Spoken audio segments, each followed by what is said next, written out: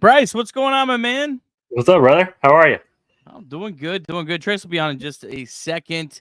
But yeah, Major League Baseball draft night. The Reds lost. We're done with that. We're done. We moved on. It's all about the draft now. Bryce, I know this is one of your favorite days of the year. How are we feeling, my man? I'm pumped. I didn't even know the Reds lost, honestly. They're just ready for it to be here. Super excited to bring somebody on with the talent level of the number 2 pick. So super excited. Yeah, absolutely. Looks like Trace is filing in here. There he is. Let's move Trace to number 1. We'll move me to the middle. Well, I don't know. There we go. I think that's the order. I feel like the hole that's in my drywall is very pronounced on this stream. Yeah. It's weird how like my camera is different on StreamYard this than the other. Like I have to like move my chair this way. Bryce, how are you doing, man? I'm doing great. You ready for tonight? I think so. I think so. It all depends on how it goes. They're going to be relatively happy or upset about something I know nothing about, regardless. That's baseball, baby. We'll find out. You have a preference, Bryce? I don't know. How do you want to get into this show? Just kidding. Come in hot. Do you have a preference? I know you don't want. It doesn't take anybody that gets on X that long. You get on X, you look at Bryce Spalding's Twitter or X, whatever you want to call it. It doesn't take long to figure out who he doesn't want. Yeah, definitely have not a preference. Let's say that. I definitely don't want the big fella from Florida. But I will say I've been on the Condon train since February, honestly. Whenever he started, just unbelievable. I thought he was the guy. I thought the Guardians were going to take Bazzana no matter what. That was kind of my thought. And then as I've been kind of hearing things and things are coming up, I kind of got this feeling that they had a shot at Bazzana. So I think Bazzana is a better player. I thought he deservedly was going to go 1-1. I think he's the guy that I would take if he's there. I'll say that. Go ahead, Nick. I was just going to say, let's run through what all happens tonight, because I know there's some people who don't follow the draft closely, but for some reason watch our dumb show and want to follow along tonight. So the draft is at 7 o'clock.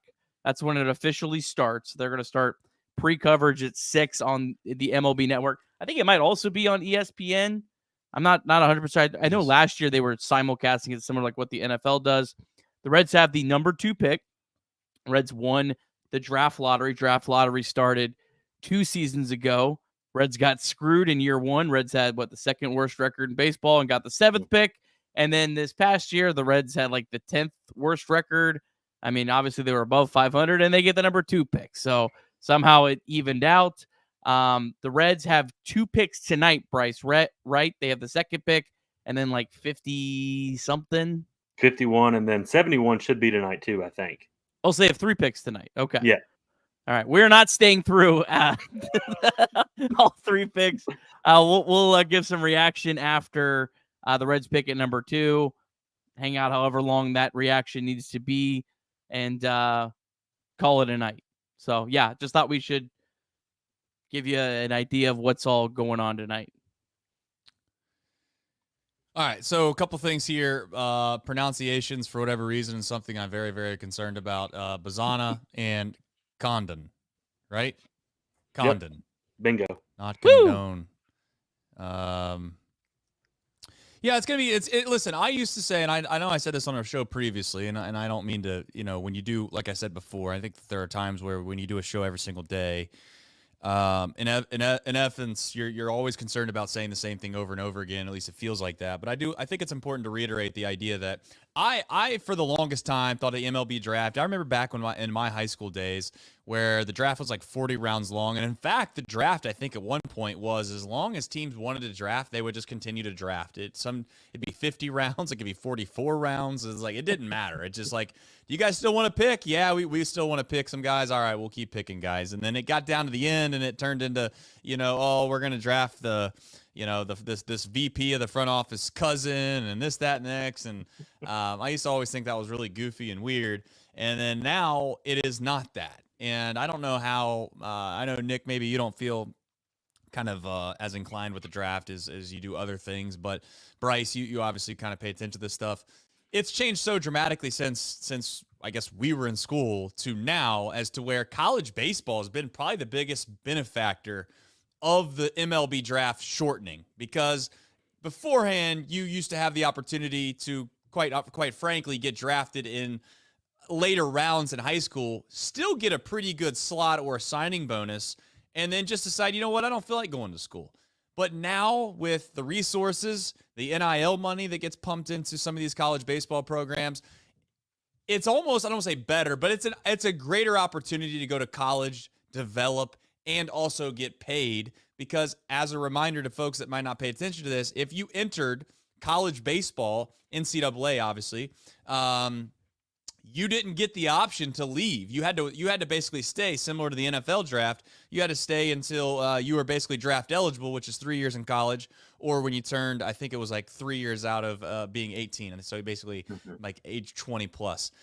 So long story short, a lot of these programs in college are very, very good now. And I think that we're not there yet, but I think we're getting closer and closer to having real impact players every single draft in the top 10 picks. And the Reds obviously sitting at number 2. I don't know how much you agree with what I'm saying or how you feel about this, Bryce, but I venture to guess that whoever they pick at 2, you would like to think they have a chance. I'm not saying they're going to, but they would like to have a chance to be on this roster or possibly make an impact late next year at the earliest. Maybe sooner, but I would think late next year at the earliest. Yeah, 100%. And like you're saying, these guys are going maybe like a Dylan Cruz or a Wyatt Langford. Maybe like you said 5 or 10 years ago, that they're just going to go and develop in these minor league systems, or if they're taken in the 10th round or something. But like now they're going to school and they're developing. And I mean, like a guy like Charlie Condon, who everybody wants and thinks is awesome, which he is. He was a redshirt freshman at Georgia last year. He went and redshirted. He went and played in the Northwoods League, had a good showing there, and just developed over and over again. And now he's going to be a top 5 pick. So, yeah, I think, like you said, college baseball is in as good a place as I ever have remembered. Guys are staying. Guys are playing well for longer periods of time there. So, yeah, no, I agree. And I think you'll see it with these next couple of classes. I mean, Wyatt Langford's he's probably going to win the Rookie of the Year this year. He was in the College World Series last year. So, definitely think these guys can make an impact very quickly. Nick, you have any? I mean, you obviously probably don't. I know you always joke about how you haven't paid attention to college baseball a whole lot, and quite frankly, the only reason I've gotten to college baseball is just based off the relationships that I kind of came to know when I played, and then college coaches that turned into getting better jobs, and you just start following it for that reason. But ultimately, is there anything that you kind of think like, hey, Paul Skeens last year, like, I don't know if anybody could have ever guessed what he's doing now this quickly, but that's kind of what I'm getting at, Nick, is like, I think even that mindset that you have, Nick, do you still have apprehension in your mind of like, hey, these guys, they pick top 5, even if they're number 2 pick, I don't expect to see them till 2026, 2027. No, I'm expecting whoever the Reds pick to probably be on the roster at some point next year. Well, I may not follow this that close. I'm excited because I know the ramifications of this. Whoever the Reds pick, I'm going to be all in on. I'm going to learn every single piece of information I possibly can. I'll be tracking them every night in the Arizona Complex League. If they start there, they might start somewhere different. I would imagine probably. I think that's what they did with like Dylan Cruz last year, right? He started at their Complex League, and then I don't know if he even played anywhere else last year. But yeah, I mean, once they make this pick, I mean, I'll be all in on following it. Unfortunately, when you follow the Reds every day at the level that I attempt to, there's not really a whole lot of brain capacity for much else. So trying to learn about 10 different college baseball players doesn't necessarily work out. But the ramifications of this are absolutely huge. And the thing that I want to talk about real quick, Bryce, and I'd love to get kind of your insight before we kind of go through some of these players, is the thing that I think doesn't get talked about enough about the draft. And I know it's kind of there's been a lot of people talking about it more lately, is the gamesmanship and the manipulation of your pool of money. Because I was listening to a podcast last night. Our friends over at Just Baseball who do an incredible job, and Aram and Jack were talking about how the Guardians, their team is probably more excited about the pool of money that they're getting than the actual number one pick. They're excited that they have that pool of money, and that's why they could take Weatherholt instead of Bazzana or Condon, simply because that'll give them a lot more money later, and it's almost essentially like they're getting another second round pick because of taking a player that's maybe viewed slightly less. Yeah, exactly. And they're in a unique position because they have 3 top 50 picks. And like whenever you have those, like I think they have 36 and I think they've got like 44, 45, something along those lines.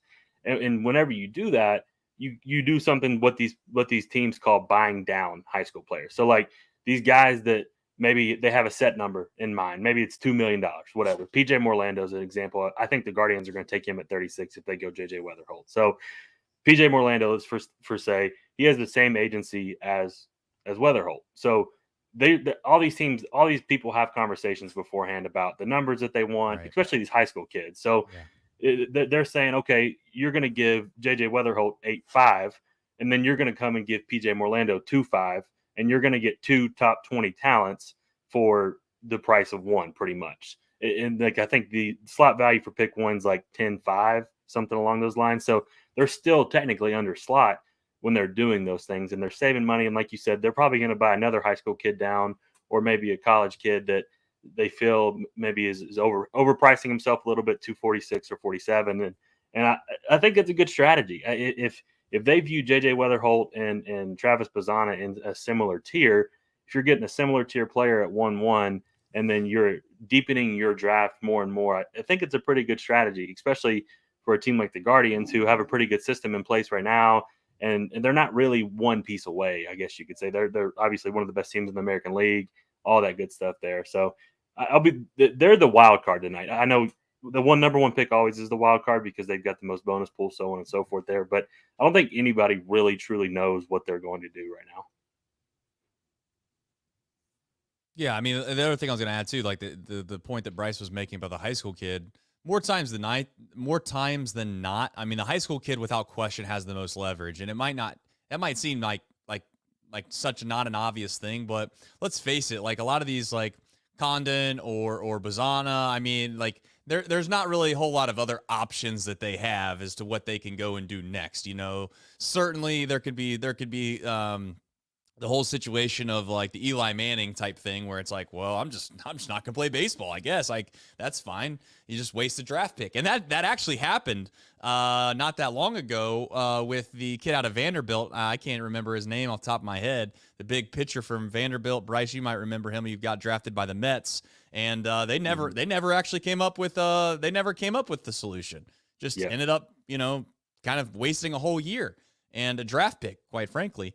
And was it Rocker? Rocker. Yep. Yeah. But nonetheless, I mean, you have the opportunity. The good news is that the Reds don't have to worry about that. We have a super here, and I seen one word on it. I look at this super or whatever it is. It's not a super. Not even a super. It's just a comment. You liked it only because Cleveland has the number 1 overall, and I want to see us blank up by passing on. By the way, it's Condon. It's Condon. Condon. That's what it was told to me. Condon, not Condone. Condon or Bazzana, and taking the undersized Weatherholt. So we'll see, Joseph. That actually would have been funny and elite. Maybe we do that for next MLB draft if the Reds have hopefully a okay pick.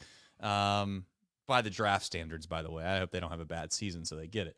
But point is maybe we just bring in other teams' super fans and we just watch them melt right on live air.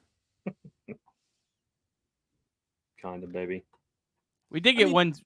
Sorry, I'm sorry. We did actually get one super chat. I'll star some questions and kind of add them when we have some conversation, but I don't want to forget this. Our good friend, Mr. Juan, Given that Condon and Bazzana, Condon. you read the question. You're going to do it to me. You're going to do it to me. See, you're going to do this Condon thing all night, and I'm going to start doing it, and then I'm going to get texts about how I don't know how to say our first-round pick's name right. This is on you, Nick. Given that Condon yes. and Bazzana posted better stats than Cruz and Langford, why are they considered lesser prospects? This is a really good question. That is a good one. I'll say one thing. College baseball was weird this year. Numbers were up kind of across the board. And I think that's maybe changing some ideas a little bit, especially with Condon, who I don't know if you all have seen Georgia's field, but it's like 310 in the corners, 360 in the left and right center, and like 390 to center. So it's a bandbox. And he did hit some cheap ones this year.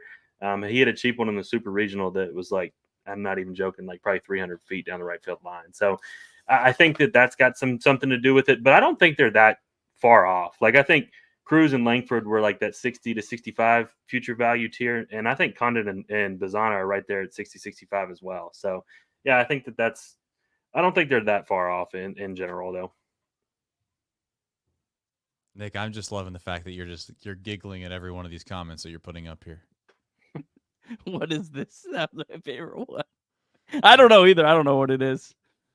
I mean, listen, there's a lot of let's also face the facts that there's really no guarantees. We all know that, and I think that even Bazzana and Condon, I don't think that like you could also guarantee that they're going to be like a 100%, major league player that's going to play their service time for your organization. There's no guarantees, but I do think of all of the players, Bazzana has, without question, in my opinion, the highest floor. He just does. I can't imagine him not playing in the big leagues for a considerable amount of time if he's healthy. Of course, the rest of these guys, as much as we love them and they have a high upside. Condon is a guy that and again, we're splitting hairs here. I'm trying to stretch things that I don't really want to make it seem like I'm questioning him greatly. But you got a kid that was a little undersized going into college, walks on at Georgia, red shirts at Georgia, finds himself in a position where he continues to get better, but he's not, I don't want to say been that dude since he was 16 years old like Bazzana has. Bazzana's been playing professional baseball, if you want to call Oregon State professional baseball, which it pretty much damn near is too, since he was like 14 years old. And we'll obviously talk with the head of development with Australian baseball, Andrew Seiler, here in just a moment at 6 o'clock, about what he's done since he's 14. That I feel a lot of trust in. Condon's a guy that, and I'm not saying it's a flash in the pan type situation or anything like that, but it's closer to a flash in the pan than a reality like you have a Bazzana. Chase Burns, I'll say it if no one else wants to say it. I'm a little more and more wary of guys that are just going to sit here and throw 100 miles an hour every single pitch, time and time again. And I know he's dominant. I'm well aware how damn good he is. But again, and I'm not wishing this upon him, but this is what makes us different. Maybe no one on ESPN is going to say this tonight. The dude is going to blow his arm out at some point. It's a matter of when. And I know that sounds crazy. I'm not wishing it upon him, but you don't throw 100 miles an hour like that in the way that he throws the baseball for an extended period of time. Now, the question I would argue is it okay to get 4 or 5 great years out of a guy if you don't care what the back half of that career looks like? That's a decent argument. But Chase Burns isn't a 100% guarantee for me either, if we're being honest. So I will say on Burns, he's not had TJ before. So he wouldn't be a double TJ guy if he gets it the first time. And I think that's appealing because once you have one, once you have that second one, it becomes obviously harder to come back because you're getting the same surgery again, and you have to go through the rehab again. So him not having it yet, and he's already pitched this much, I think is something to consider, that he's already been this healthy throughout. The only semi concern with that would be, is at some point I think you I don't want to say automatically because it sounds like it's like it's like a guaranteed foregone conclusion. But I guess my brain kind of thinks like that. Like it kind of thinks like it is an inevitability that this will happen. And my only thing is like when you get to a situation where like you're burning up service years on guys that are hurt and they're trying to rehab and then get back, and then all of a sudden you get yourself into a position where you don't know, you just, for lack of a better term, Burns seems like the guy that will make the quickest impact of everybody. I do think that. I will say, if you're looking for a guy that wants to, you need an arm for next year, Chase Burns is your guy. All right, do we want to run through some of these guys real quick before we get to Andrew here at the top of the hour? Just kind of, maybe Bryce, you could just kind of give us the good and the bad. I want to hear the bad because no one ever says the bad. It's just every one of these players are great. We love them all. They're going to be incredible players. I want to hear the downside because I've heard nothing but upside about every single guy. So let's start with Bazzana. Maybe not go too far into him since we're going to talk about him at the top of the hour, but he was just first in the order here. Yeah. Bazzana, like Trey said, incredibly high floor, a really polished hitter. He does everything well, hits the ball hard, doesn't chase, has really upped his raw power as well. I think he's up to 113 max EV. So he's got it all offensively. I think the one knock with him is you don't really know where he's going to play. He's a good second baseman, but what's the value of a second baseman at number 1 overall or number 2 overall? A lot of people believe he can play outfield. He did play some outfield in the Cape last summer. So I think that's something I want to ask Andrew as well is what's his capabilities like there? I know he's a good athlete, but is he willing to do that? Obviously, I think he is because everybody says he's a baseball junkie. So I think that's probably my number one thing with Bazzana. I think people are just going to love who he is if he's the Red pick, if the Reds pick him. He loves the game. He's a grinder, went the drive line, made himself better this offseason, and put himself in position to be the number 1 overall pick. Trace, you got any other final thoughts on Bazzana? No, I wouldn't say he's like if you want something negative. I'm not trying to be like too over the top, but I think that he doesn't look like a physical specimen either. Like I wouldn't if he gets off the bus, you're not pointing at him and being like, oh my God, that's the guy that's going to be the number 1 pick in the MLB draft. Now whether you care about that or not, I don't think it should matter. But it's not like. And I know that Ellie De La Cruz is a little absurd guy to kind of to compare to, but you don't go to the ball yard, you see Ellie De La Cruz out there, and you immediately look at everybody and you're like, who is that guy? You're not going to get that with Travis Bazzana. Condon. Did I say it right? Did I get Condon. it? Yep. We're rolling. All right, Bryce.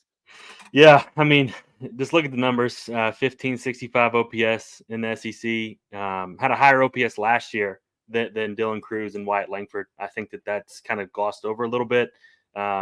He's just a freak. He hits everything extremely hard.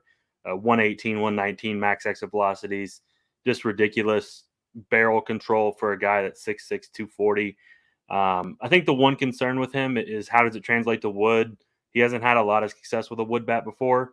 And then obviously, I think anybody that's played higher level baseball knows that like there's a lot of operation with a 6'6" hitter. Like there's a lot that can go wrong. There's a lot that can kind of happen there. So I think there's some concern there with him. The downside, he's kind of positionless. He's a good enough athlete to play corner outfield, corner infield. But he's really going to have to hit a lot to be a big leaguer. Which is fine. I think he's going to. So there's a lot of good with Condon, but there's also maybe a little bit more concerns than with Bazzana or somebody else along those lines there. Oh, the only thing I would add is what Bryce mentioned. I think that there's hesitancy because it's been so fast. The eliteness of Charlie has come so fast that you start to wonder, is this something that is sustainable? Is this who he actually is? And as he mentioned, he did struggle a little bit, and struggles is a tough word to use here when you're talking about a summer league one time after your redshirt freshman year, or you basically he's going to a summer league, I think, before he really even got an opportunity to face college pitching. So I don't think it's fair to Condon, but I also would say that that's probably the concern that you would have, is that you're just not sure if it's a real thing or not. Good question here that kind of goes along with maybe the first two guys more than anyone from Carlton. Any chance we draft someone and they don't sign? I know, was it Rooker? Was he the last one that was the most famous one? There's been a few other ones. The Astros had one. Do you got any thoughts on this, Bryce? It's very rare. A lot of these teams, especially early in the draft, they've already got deals cut with these guys, or having a good feel for where their agents are.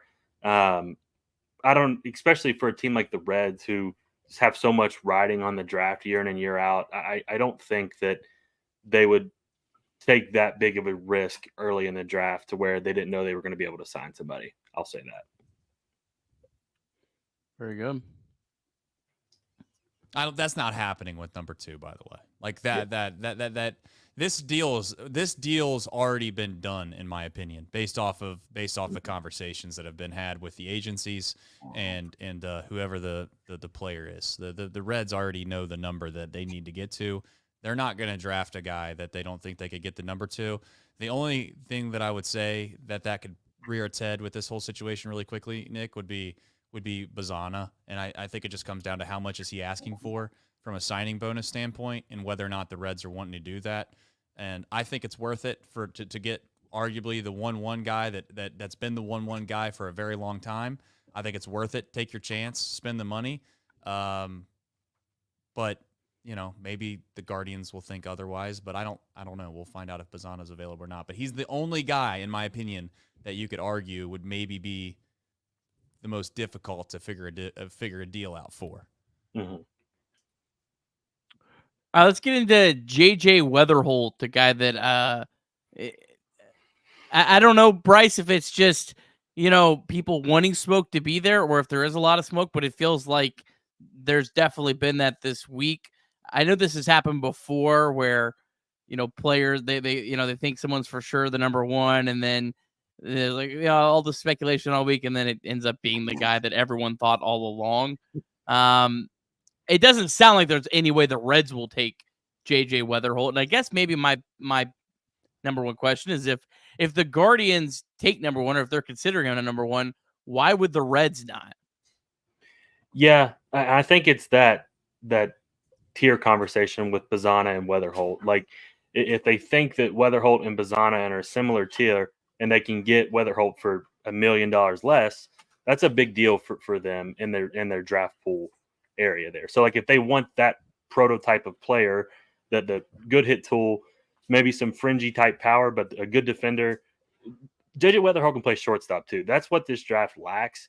It is positional valued prospects, and he's a shortstop. I think he can stick at shortstop. So that's another appealing thing for a team like the Guardians, who maybe are struggling with that shortstop role, and a potential quick mover like Weatherholt could be an answer to that problem there for him. I mean, if you're going to take Weatherholt at 1-1, it's solely for the reason that you think you can get a high school kid, or you can get somebody that you need more. You need more bang for your buck, if you want to call it that, later in the draft, and you think you can kind of kill 2 birds with 1 stone. And the drop off, in your mind, from a front office perspective, the drop off from Bazzana and Weatherholt is not steep enough of a drop off to then lose out on a kid that you want to sign that's in high school, because they're going to either go to college, or they're going to pass on the money that you're offering them. So that's what this comes down to for the Guardians. I say go for it. I mean, I say go for it. You do not want to lose out on that 18-year-old high school kid. Trust me. I speak from experience. In 2020, the Reds had an opportunity to pass on a high school kid in Pennsylvania, and they didn't. And I am so thankful that they didn't. Jeez. Case closed. Can Hendrick get a day off, man? I didn't. You said his name. I didn't say his name. You said his name. I wasn't talking about him. People know how to Google. All right, the most polarizing player in the draft. We got a lot of questions on him. Let me get to some of the questions. Well, I guess we'll start with this. This is probably teeing you right up. Question for Bryce. What's up with all the smoke around Cags? Good question. Honestly, that's the $1 million question. Because I'm telling you guys, you'll see me melt down on stream if we take Cags at 2. I don't know. I listen. The numbers are absurd. 35 homers, 1,400 OPS. I get it. Trust me. I watch him play, and I'm like, holy crap, this dude's unbelievable. He's hitting balls 700 miles an hour. I get it. I really do. But he hits the ball on the ground 40% of the time, and he chases pitches out of the zone 38% of the time. I mean, that's just it's going to be a disaster. I truly believe it. I don't think I've ever been so sure of a top 5 pick busting than Cags. I'm being so serious. I've never seen anything like it. I don't think he's going to go top 5. I think he's going to fall. I really do. Everybody's like, oh, he's going to go 3 to the Rockies. I don't even think the Rockies are going to do it. I really don't. And they're like the worst organization in the league. Remind me, Bryce, if this guy's an all-star next year, to delete this stream. Because I'll do it. I'm a big fan of yours. I'll wear it. Although it doesn't really matter. You put so much out there at this point that you're so entrenched. He's gonna have to hire a PR firm to go through all of his Twitter accounts, his social accounts to try to. He's gonna have to try to get rid of all of this Cags hate. Listen, I will not pretend to know nearly as much as Bryce when it comes to some of these guys. I did not get a chance to see Cags play a whole lot. Clearly, his numbers in the SEC speak for themselves. I think even the first year, if Cags was allowed to leave after his freshman year at Florida, I don't know this for a fact, Bryce, but I mean he's a top 5 pick 100%, right? I mean, there's no doubt about it. I think people were arguing he'd go 1-1. Does anybody believe, I mean, I don't think that this is the case, but does anybody believe that he has any type of opportunity to throw? I know when he was a freshman at Florida they did, but has that been debunked? Let's just put it lightly. Think about the worst command in baseball, and he would have the worst. It's 20 grade command. He walked like 7 guys per 9. Oh, Carter's got better command than him. I fully believe it. His whip was 1.6. His walks per 9 was 6.1, and he barely struck out over 10 per 9. I mean, I get it. He's tantalizing. He's awesome. He hits balls, like I said, he hits balls 120 miles an hour. You can't teach what he does, but you also can't teach somebody not to swing all the time. Yes, Connor Phillips. Yes, bingo. One real question, and this is maybe take off your I'm not a fan of Cags hat. And is there actually any possibility the Reds would draft him? It would go against everything the Reds have done in their recent draft history. They don't like to take super risky players early on, sans Austin Hendricks, sans 2020 draft. They just don't. They take high floor guys. They take guys that they feel confident in and confident to have success with. So no, I really don't think they would take him. I think it's all been smoke. All right. How wild is this draft going to be when there's all this smoke and mirrors and everybody's up in arms about what's going to happen here, what's going to happen there, and then it's going to go Bazzana, Condon, and then we're just going to get off the stream. That's just what's going to happen, and it's going to be like, well, we kind of had this figured out like 2 months ago, but I guess we had to sit here and do the whole NFL draft thing where it's like, I don't know. Did you hear the rumors? I don't know. JJ McCarthy might be the number 1 pick. They don't want Caleb Williams. It's like, what the hell are we talking about? I don't know. We've lost our collective minds. We need the draft to happen so we can get back to reality. We'll find out. I mean, at the end of the day, it is kind of wild. There's been other crazier things that have happened in drafts before. Look no farther than your local franchise. And Chris brings up a pretty good point here. The Reds' first-round picks since 2018. I mean, overall, they've done pretty well with India, Lodolo, Hendrick, McLean, Collier, and Lauder. You guys want to play a game? Which one's not like the other? Hopefully and not louder. Just look at that list. It's college bat, college pitcher, high school hitter, unfortunately, college pitcher or college hitter, high school high floor high school hitter, and then college pitcher. So yeah. Listen, that's the only thing that scares me about the Reds. I don't want to say it scares me. That's not the right word to use. But that's the one thing that the Burns his instant, almost his instant ability to compete at a big league level makes me wonder if that is enticing enough to take him, because it does feel like the floor, if you want to call it that, is extremely high. But again, I just can't get off. I can't get off the idea of it being a 1-1 situation. If you got a chance to take the guy that everybody has said is the best player in this draft, time and time again, all because the Guardians want to save some coin to go after some high school kid later in the draft, by God, I will drive to Cleveland myself and thank them personally. Yep. I agree. All right. We're hoping to have an interview here in just a second, but let's go ahead and talk a little bit about Chase Burns. Got a lot of questions about him. And I guess maybe the best question right off the rip is from Ellie's Antics. What would be your opinion if the Reds took a pitcher? Yeah, I think that's probably the most debated topic in any draft circle is pitcher or hitter, especially this early in the draft. And I think with a guy like Burns, who we have all the data, we have everything that you could think of. We have all the spin rates, all the IVBs, all the horizontal breaks, whatever you want in regards to breaking down a pitcher, and it all checks out to a high level big leaguer. And I think that's what's interesting about these college arms now is you're probably going to start seeing some higher success rates with these guys and who they're picking, and because you have everything like that, you see how it can translate. And the one thing that I will say on Burns that I really really like is he is competitive as hell. He is an absolute bulldog on the mound. He doesn't want to come out. He pitches deep into games. I think a lot of people see like that herky jerky wind up and he throws 100 miles an hour and they think that he just tries to throw 100-mile-an-hour fastballs past everybody all the time. And he's got 4 really, really quality pitches. His slider is absolutely wipe out.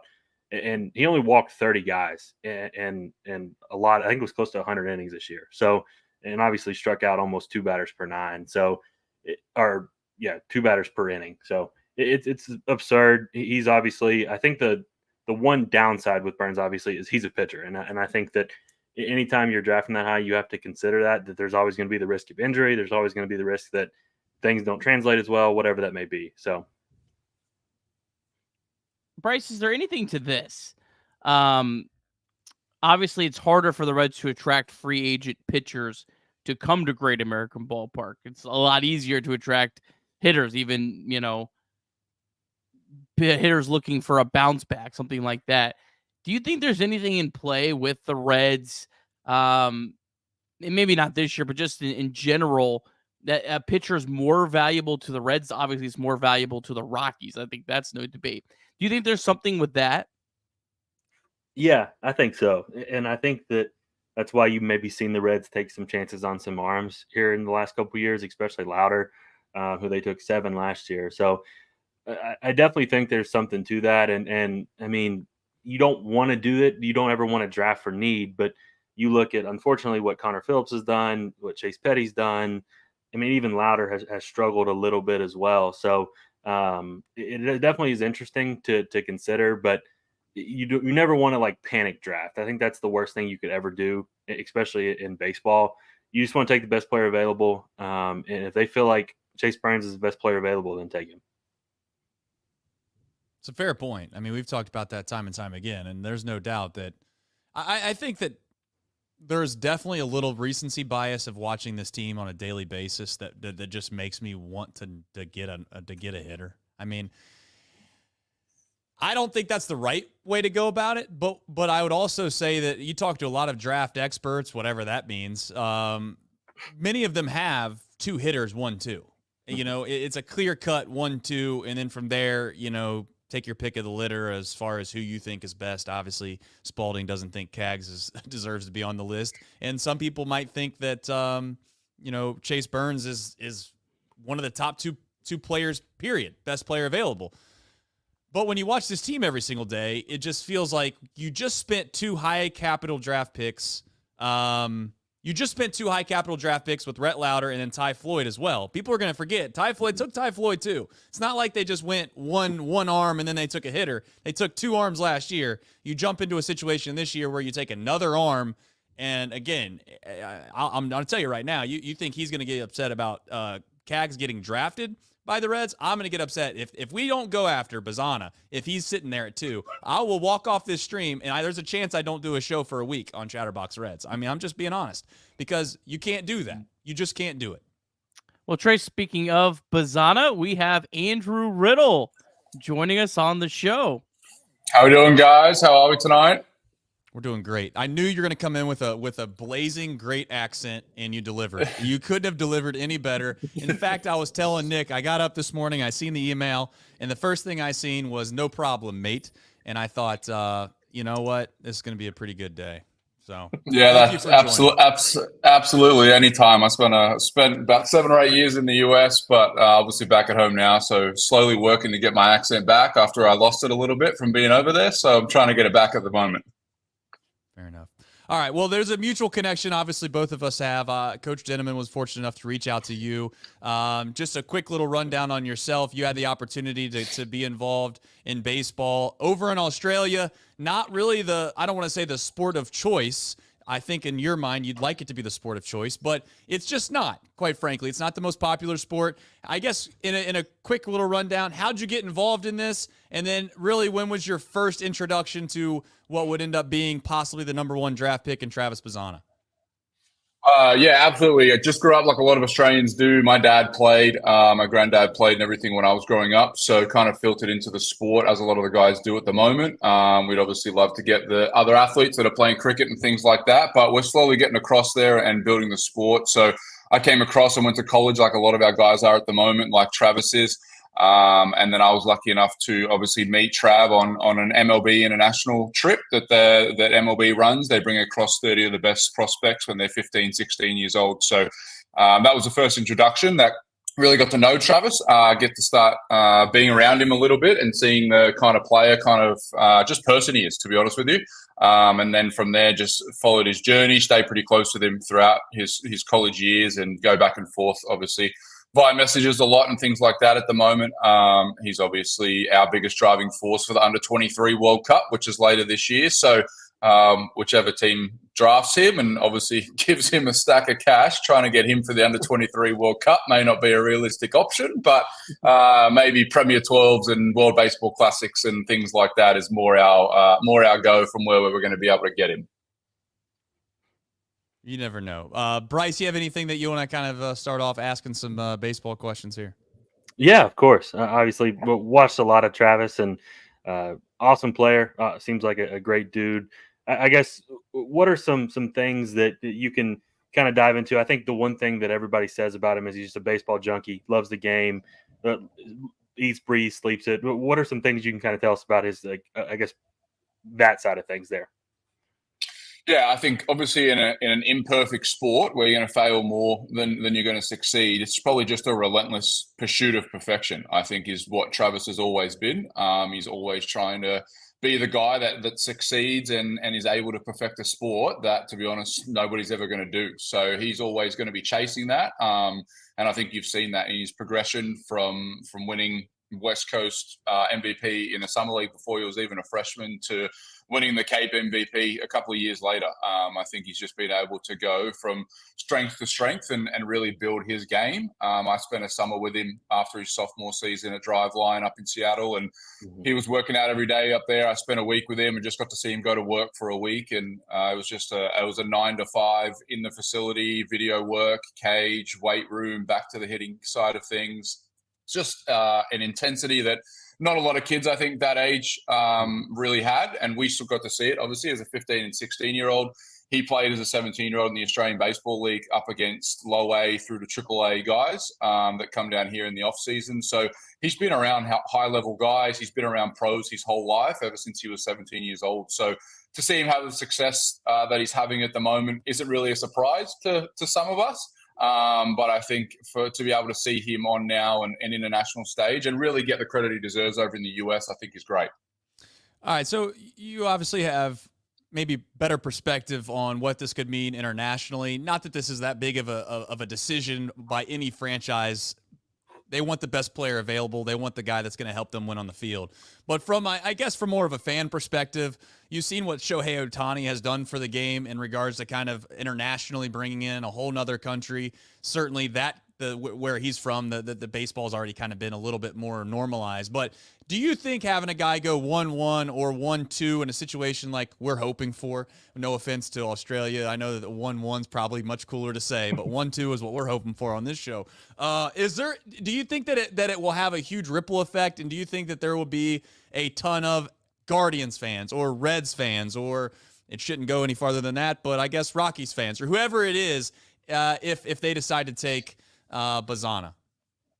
Yeah, absolutely, and something that we're obviously hoping for not only as a country, but just for all the athletes. I think to be able to be seen and to be noticed and things like that. And the Reds have done a great job out here the last couple of years signing young kids as international free agents. We've got Drew Davies and Darcy Longstaff and guys like that at the moment that are in rookie ball in Arizona. They're out there in Goodyear getting things done. So the Reds have kind of made it a more prominent field for them and a more prominent country for them in the last couple of years. There's a couple of scouts here at the moment, one that I'm really close with who lives not far from here, Donald Lutz, who obviously played in the big leagues for the Reds. So Donald's out here at the moment doing a really good job with another scout, Matt Everingham, in really progressing Australians towards the Reds and making sure that they're seen and getting the chance to be able to put eyes on them, not only in Australia, but then when we take them over to the US to showcases and events and tournaments and things like that. So just like you said, being on a Reds podcast, they've done a really good job expanding their field and population network, I would say, by reaching out to Australia. And yeah, who knows? Maybe Travis is the next one to be able to add to that in a couple of hours. Yeah, we certainly hope so as well. Diving into a little bit more about the intricacies of his game, obviously, I think we all know how good he is offensively. I think one question that a lot of people have is about his defense and what else he brings to the game there. Obviously, I don't know how much you know about the Reds, but they do have a pretty crowded infield, I guess you could say. But do you think that he's somebody that could transition to the outfield? Obviously, I think we know he has the work ethic for that. Obviously, I think he has the athletic ability for that. But what are your thoughts on that? Yeah, I mean, Travis is going to play wherever. He just wants to be on the field, and I think that's the biggest thing. And his bat is going to need to be in a lineup for whichever team that takes him. So I think for him and to see him just from a run speed perspective, being able to track balls down in the outfield and things like that. I mean, I think he can comfortably play center field and left at the next level. I think if that was something that was put in front of him and there was already somebody that was at second base, for example, in the lineup, then he would easily transition out to left or to center and be able to run balls down and get his bat in the lineup, which I think is obviously what whoever drafts him that's what they're taking, is the bat first guy who can really be a 20-20, 25-25 guy and really get in the lineup in the big leagues every day. If he needs to make that transition, I know that he would be more than open to it and happy to it. And we all know that he'd be able to play any position, to be honest with you, at the next level and get his bat in the lineup. Hey, Andrew, we got a really good question here from Chris in our chat. He asks, is it true that Bazzana has a psychopathic-esque work ethic and drive to find and utilize data? Do you know anything about that? Yeah, I got to see it firsthand. Obviously, at Driveline that summer that I was up there, he forego playing in the Cape after his freshman year to go to Driveline and really increase everything that he knew that he needed to after his freshman year. So it was really cool to see him go to work. I would say, yes, if you were not somebody that was a high-level athlete that wanted to work every day, you would definitely think it was psychotic. So I think just seeing him do that every day. He went there, got to obviously add to his bat speed numbers, and the mile an hours that he was swinging the bat at was a big focus for him. And you saw that in the progression of home runs throughout his career, throughout the exit velocity numbers and the exit velocity phenomenon that we live in at the moment. I think he was a big part of that, and being able to drive that forward, and the batted balls in play and how hard he's able to hit the ball, especially in college, I think was a huge asset to his game that he grew from working in the lab and drive line, and really getting after it from a underloaded bat, overloaded bat, getting in the weight room, working on his swing with the guys there. It was really cool to see for me, to see it up close and personal. I worked for USA Baseball at the PEP League. They ran that in 2019 when I worked for USA Baseball, and got to see some of those guys up close and personal. Mason Wynn and Jordan Walker and Robert Hassel and Dylan Cruz, and some of these guys were all in high school that year. So that was what I had kind of been firsthand got to see. So to be able to see Travis mix it up and get to see him on a daily basis and kind of compare him to some of those guys that we're now seeing in the big leagues was a really cool thing for me to be able to put into context and perspective of what Travis is doing and what he's chasing. It's a great question. And yeah, for non-baseball people that got to see it, it's definitely psychotic the way that he goes about it. But that's him, and it's always been him. And that's why he's at where he's at the top of the draft tonight. Speaking of that perspective, and obviously these are opinions, and there's going to be a ton of different scouts, and depending on the scout that you talk to, they might have a different answer than the next one. So I do think that this is more of an opinion maybe than a solid answer. But on your level, you get to see a lot of baseball players, and you get to see a wide range of what people would consider assets and or perhaps areas that they need to improve. When you see Travis, when you look forward into the future, what are things that you think that quite frankly, he's elite at, and maybe something that if you said, hey, this is probably an area that I could say, if for whatever reason it didn't work out at this level, Major League Baseball specifically, which we all know how incredibly hard it is to not only get there, but to stay there, what would be that area where you think, okay, this might trip him up if it does? Yeah, I think the relentless, the pursuit of perfection that we always speak about, and Travis probably envisions and embodies the most, in a sport where you fail a lot, it can be very difficult. And I think being able to go through the minor leagues, like I said, as a 17-year-old, he played in the ABL against AA, AAA arms. So that was the first time I think that he wasn't the best guy on the field. And it was the first time that he was able to fail a little bit throughout that season. So I think being able to deal with those failures at the next level is going to be a big step for him. It's well documented that he struggled a little bit with the bat and inside the strike zone during super regionals. And I think that was a failure for him that he was then able to overcome. And as we speak right now, it's draft day, and he's back in the cage and at driveline at the moment, trying to be better than he was just then. So I think being able to deal with failure at the next level is going to be huge for him, and being able to rebound, taking it at bat by at bat and pitch by pitch and things like that. And just brushing off the little things and being able to get to work and get back on the field to his next at bat, and then not taking that obviously defensively. I think a strive for perfection comes with a little bit of purpose, but also some insecurities and maybe some defensive things that he may get from a failure or a pitch that he thinks he should have hit out of the yard that he pops up on or something like that. How does he react? How does that then translate to the next level, knowing he has 162 games and he has 600 plus at bats and all of those things? I think his obviously next step and into pro ball is dealing with that and failing a lot at the next level that he's not used to.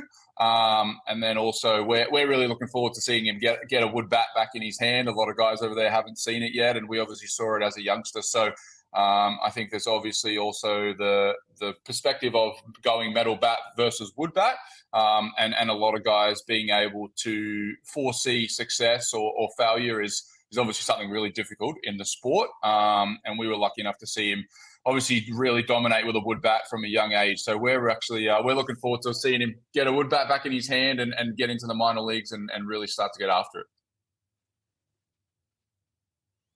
All right, Bryce, you got anything that you want to ask before we send Andrew on his merry way? Do you got any is there any big celebrations if it's 1-1? Let me ask you this: do you think that is there that big of a deal between going 1-1 or 1-2 for the country as a whole? Is it going to be like, Australians unite? We did it. We got the top guy of all the guys. You could pick anybody in the world, and they picked an Australian. Is that as big of a deal as I'm making it out to be, or no? I mean, we would obviously absolutely love it, and I'm sure Travis would absolutely love to be able to get up there as 1-1 and show everybody in a country full of baseball fans that an Australian can do it, and that somebody else from another country can get up there and do it. But whether he goes 1-1, 1-2, regardless of where he falls in the draft, I think it's just a great day for not only for us as a sport, but for Travis and his family and everything that he's been able to go through from a young kid from Sydney, Australia. His highest signing bonus out of high school was $90,000. That was the highest that any scout in Australia offered him.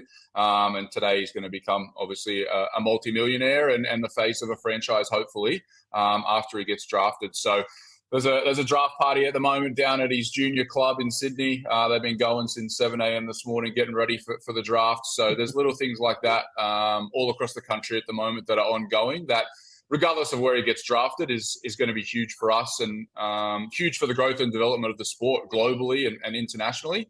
If Cleveland aren't smart enough to take him, then I hope the Cincinnati front office is. And hopefully he's not there in a couple of years' time and we're having a conversation of him being a multi-time All-Star playing for another team. So hopefully it's Cleveland or Cincinnati are the smart guys in the front office.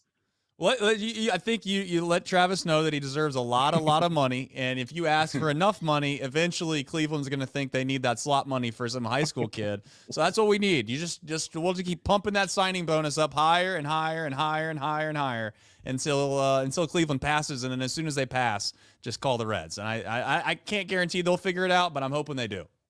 Yeah, I did hear some rumblings this morning that might be the case, and we'll see what happens with Cleveland and if they take Weatherholt on the slot or what they're going to do. So door may be open for Cincinnati here to make a smart decision for the franchise for the next 10 or so years. Well, I would love that. All right, you got anything, Bryce, Nick? I'm more sold on Bazzana than I was not even 30 minutes ago, so I appreciate it. All right. Andrew, thanks for coming on. I appreciate you jumping on here. I know it's relatively early, and more or less just thanks for jumping on and talking some baseball and specifically Travis Bazzana. Yeah, absolutely. Appreciate you guys having me. Enjoy the night, and hopefully we're talking in an hour or so, and he's a Red, so we'll speak then. All right. I love that. All right. Thank you, Andrew. Thanks, guys. Well, I mean, I don't know, just this lowly Chatterbox Red show, just out here 30 minutes before the draft. I'm not going to get my hopes up. But God bless America. Please, Lord, let whoever that high school kid that Cleveland wants so damn bad. I hope that his uncle or cousin's in his ear right now and just says, "You'd better not take anything less than $3 million, son." And Cleveland needs that money. Can't spend it on everybody. He's the guy. He is kind of crazy, though. I'm not gonna lie. I wasn't gonna say that live. Chris brought it up in the chat. I don't know if you've seen videos of him at Driveline.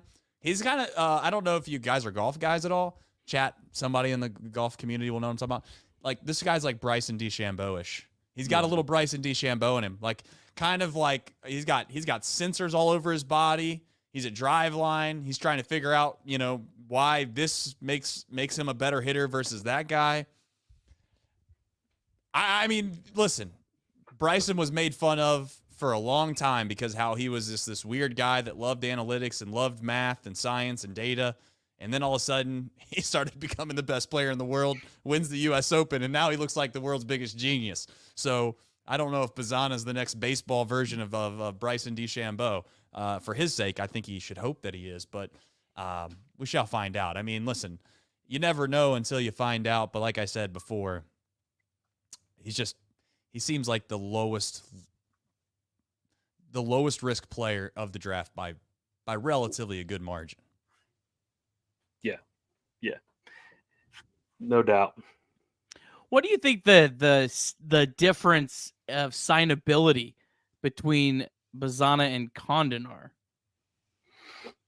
I don't think it's necessarily signability. I think they just are probably going to command just the highest signing bonus of anybody out What there. do you think? There's a big. You think Bazzana's gonna have a bigger signer bonus ask than Condon? I think they're probably about the same. I think they Yeah. both probably just want to break Skeen's record of 9-2. Okay. Yeah, I don't think there'll be a huge difference. Yeah, I don't think. I think Bazzana will Condon. I don't know. I mean, it's hard to say, but Bazzana certainly has he's got a lot of trust in his game, clearly. I mean, I know he only said it was $90,000. That was the lowest that he got offered from a scout. Is that what he had said, or 900,000? I didn't hear that right. 90. 90. So I'm sure Oregon State said, yeah, we'll find a way to get $90,000 to you over the course of 3 years. Maybe not, though. I don't know. I don't know what Oregon State's NIL is, but ultimately, that's what I'm talking about, though, with college baseball. You got a high school kid that got offered almost $100,000. Now, I'm not saying that's life-changing money, but $100,000 is $100,000. Being offered that to turning it down to then having the situation where you go to school for 3 years and you don't get, an opportunity to get paid anything. And on top of that, there's no guarantee that when you're done after 3 years of college that you still have a chance to play Major League Baseball, or I should say professional baseball. I don't know. They both probably think they're dudes, clearly, but we'll find out ultimately. I don't think there's that big of a difference in how much they're asking for. It's just weird because obviously Cleveland, if Cleveland didn't have that second pick that they have, this isn't even a discussion. Mm-mm. But they do. Yeah, they do. Yeah, I'm very interested. I think obviously we'll know more as we progress here, but I personally would be shocked if Travis Bazzana is on the board and the Reds don't take him. I just want to get that out, that if he's there, I expect the Reds to take him. I don't care how many mock drafts have them taking Charlie Condon. Travis Bazzana fits everything that the Reds organization wants. They want guys that are just crazy about baseball. They want guys that are grinders. They're smart, analytical guys like him. Speed, versatility. Yeah, exactly. And I would be absolutely shocked if they don't love him in every single way. And I think a lot of everybody knows how tight-lipped the Reds front office is. I just think this is all just a distraction. The fact that, okay, maybe if he does fall for whatever reason, I don't think the Reds are going to take him. I disagree. I think that if he's there, they're going to take him. Yeah. I mean, we'll find out obviously here in by 30, 40 minutes. Hey, I do want to say, Nick, the show would have been 100% perfectly executed. It would have been one of the all-time shows of Chatterbox Reds if the draft actually started at 6 o'clock. I got bamboozled, man. Although I tell you what, Trace, there's 216 people watching this. I thought we might have 30 people watching. I guess there's people interested. Well, it's not I also want to say, first of all, Bryce, I know that we kind of take it for granted.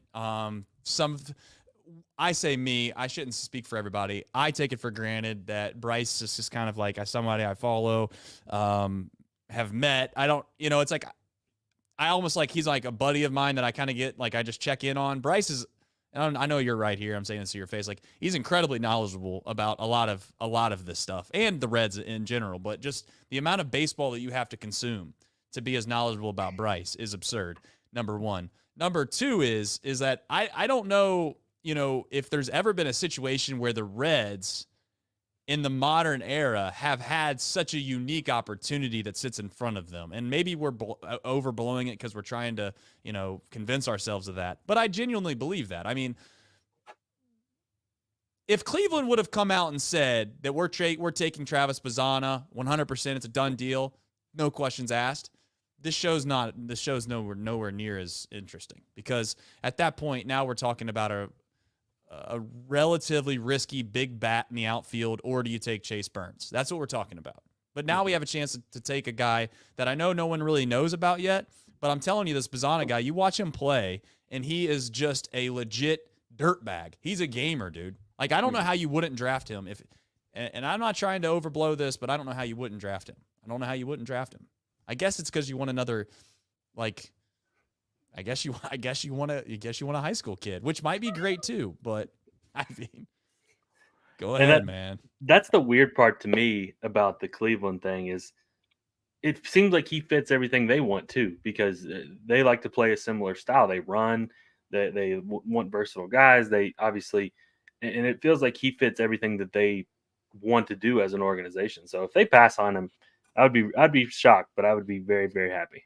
Hey, is there any chance that you want to do some? You want to do some? You need 30 minutes to fill, Nick. I got you 30 minutes.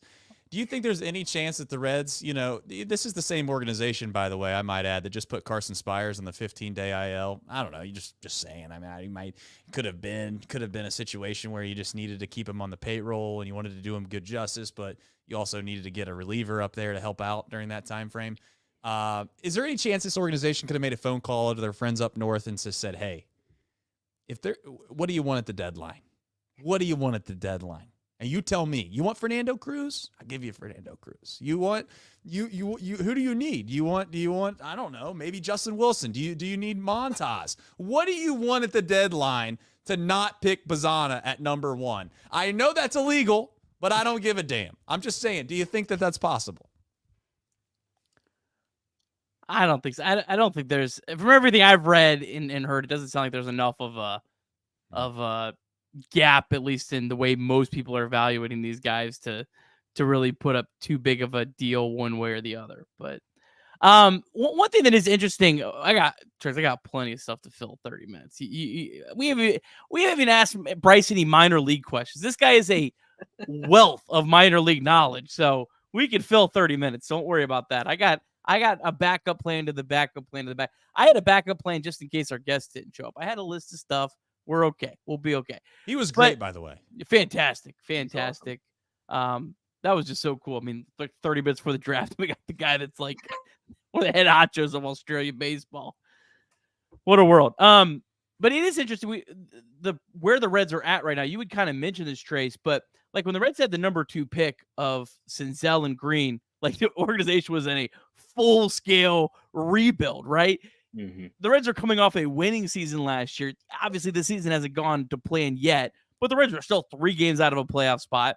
I think every Reds fan is hoping and expecting that next year this is a playoff team.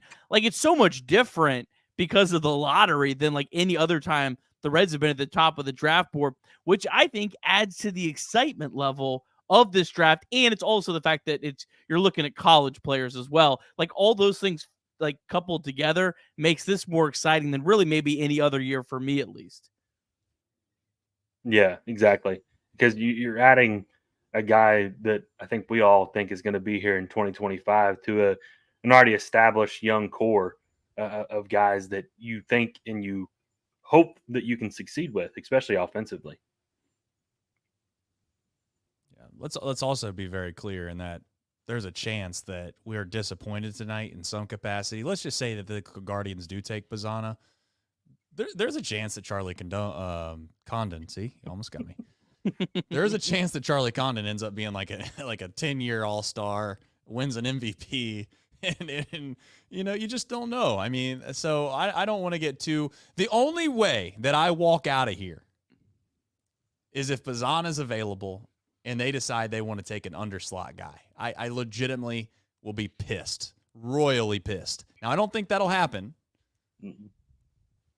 but I will be more. You think I was mad when the Reds blow a lead or something late in the game because they can't throw strikes, or you think I was mad when Brent Suter throws the ball to third base when he's got a 4-run lead in the 9th inning with 1 out.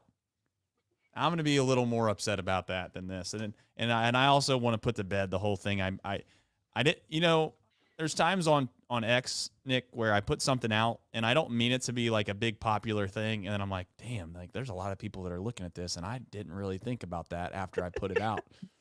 I kind of had a little bit of fun to do with the head of scouting or whatever the hell that guy's name was for the Reds that was like, well, we're not really going to talk about these guys till next couple days. That's a crazy thing to say, yeah, but I know that wasn't the truth. I hope they can put this to bed by just taking the right guy. That's all. I don't think the Reds are going to go. Bryce already laid out. I don't think the Reds would go under slot, but it is important to like remember, like last year, our Reds fan Chris did an awesome job. I know you know this, Bryce, going through the slot under and over. Mm-hmm. Last year, I didn't realize they got Rhett Lauder so far under slot. like almost $600,000 under. And that was the reason the Reds got Sammy Stafura, which is still incredibly early. But that is looking like an absolute steal for the Reds at this point. Yeah, exactly. And that's that deep draft, I guess, plus that these people and these front offices talk about is whenever you can get a Sammy Staffer for 1.5 in the third round or the late second or whatever that was. I think it was the third. It's hard to pass up, and it's very appealing because if you would rather have three high ceiling or three high ceiling prospects versus one, or four versus two, there's those things you have to consider. And obviously these front offices are planning for this 364 days out of the year. So like they know their plan, what they have in place. They know the prospects. They know everybody that is going to kind of be involved in this process here. So yeah, like saving money for Louder and getting Staffer looks like a great get right now. I got some more questions. Want to run through some of these? First one's a super chat. We'll get to it. Anything thinks Spalding looks like Davy Bell from Will Major. I don't see it. I don't see it either. But thank you for your super chat, Will. Mr. Juan, any thoughts on Joey Okie? I don't even know who this is, Bryce. He throws fuel. Yeah, he throws fuel. He's a high schooler, high school pitcher, right-handed. He's committed to Iowa, I think. They have that pitching factory there with. Don't you have kids, Bryce? Just on the top of his head. Joey Okie. This dude doesn't even go to notes. He's like, oh, yeah, Joey Okie. 1 second. And he pops it up. At least he's got some kind of spreadsheet already ready to go. It's got all the guys' names and just some thought he had like 6 months ago about this kid. No, he's just like, oh, Joey Okie. I think he's committed to Iowa. And he goes on a 3-page rampage about him. I'm sorry, Bryce. Go ahead. This is ridiculous, by the way. It's okay. We're good. Yeah, no, he throws fuel. He threw up to 97 already. I think that's going to be a route the Reds go at 51. I think that they're going to go high floor or high ceiling high school arm. There's a couple guys out there. There's another kid from IMG. I'm blanking on his name right now, but they like him a lot as well. I've seen them kind of tied to him here recently. I threw him out there on X earlier. So, but yeah, no, I like Okie. I think he'd be a great pickup. All right, sorry, that was me. I took a drink. Sean Connor, love to hear your analysis on Wake Forest stud Nick Kurtz, the other Wake Forest guy.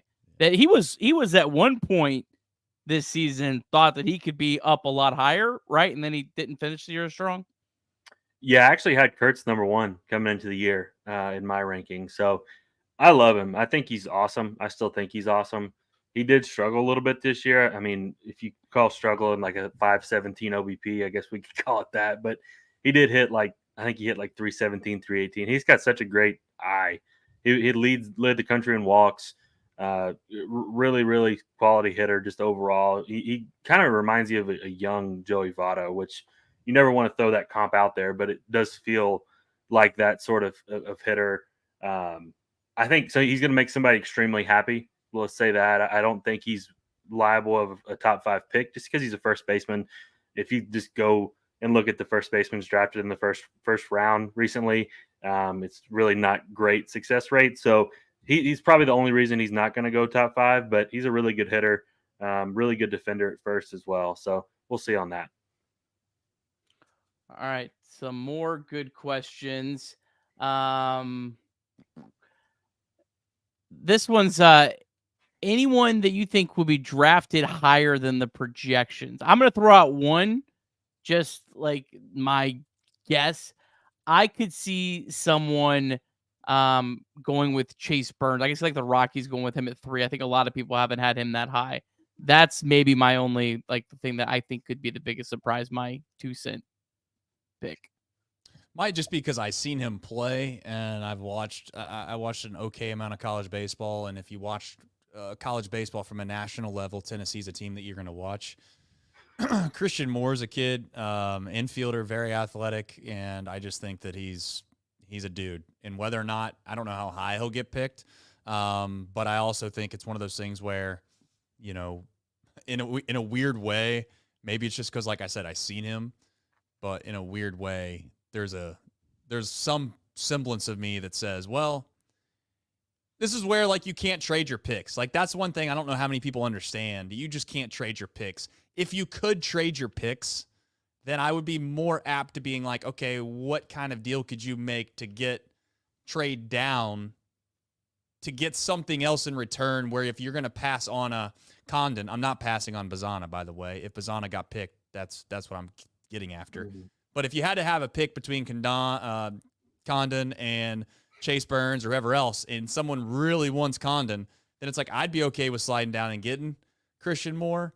But the reality is that's not possible, so it's a waste of time to talk about it. But Christian Moore is a guy that if you don't know anything about really college baseball, he was a dude on the team that won the national championship.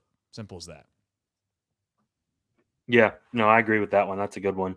I've got a couple. I think Braden Montgomery, outfielder from Texas A&M, is going to go top 5. I think he's a switch hitter, outfielder, crazy pop. I think he's going to be a really good big leaguer. Let's see who else. I think Trey Yesevich from ECU. I think he's going to be a top 10 pick. He's a right-handed pitcher. He's nasty. I think he might go above Hagen Smith. I think that's going to surprise some people, but I think he's really good. And then lastly, I'll go with Vance Honeycutt. His tools are really, really appealing to a lot of people. I think I saw somebody say that in the chat. So I think that he will possibly slide in the top 10 as well.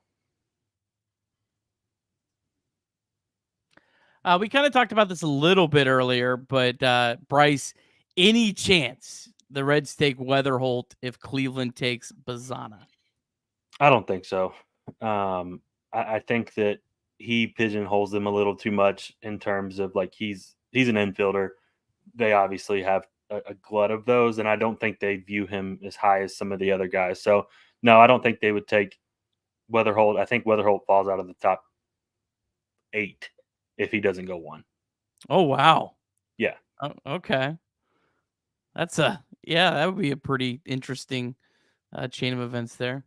We got another super chat. Oh, sorry. No, I was just gonna say I actually agree with that because I just think it's the slot value. That's what it comes down to. They're gonna be able to get Weatherholt so far under slot that it makes it to where they have the ability to have flexibility.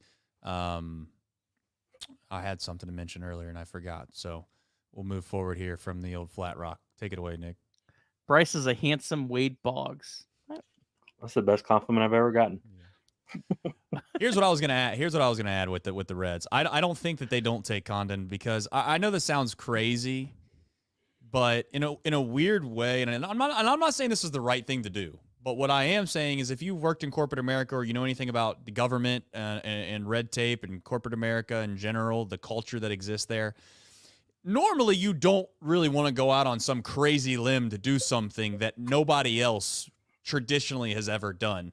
When you have Condon, who right now I'm looking at ESPN's evaluations, Kylie's evaluation, whatever the hell that means, but Condon's number 1 on there, and Bazzana's number 2. If you don't take Bazzana and or Condon, then you're going to find yourself putting yourself in a spot to where if it doesn't go right, you are 100% going to be criticized. If you take Condon or Bazzana and it doesn't go right, you get a pass. Now, I'm not saying that's the right mindset, but to act like that's not part of the equation as well, I think would be a little naive. So it would be risky not to take one of those two. You're putting your neck out there a little bit. Just saying. Bryce, do you think the Guardians have where they're at? Obviously with their record in first place, they have a much better track record than the Reds the last forever in our lifetimes. Do you feel like they almost have like more cachet to take a more risky pick than the Reds? Do you think the Reds think about that at all?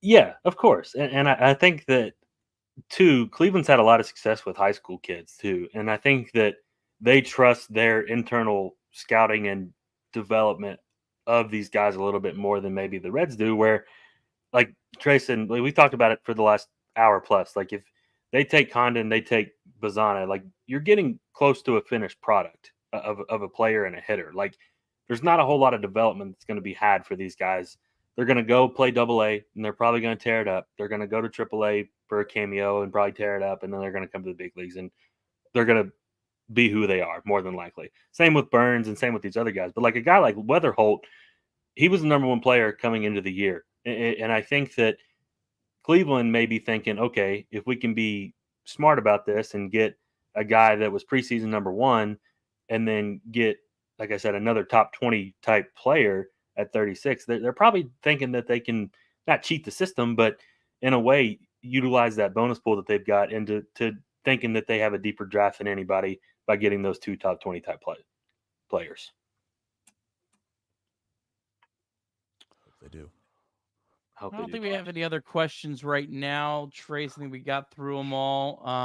You have any thoughts? Anything else you're kind of thinking here? I think the draft is finalized already. I mean, there's no decision making going on right now. They already know what's going on. I am extremely.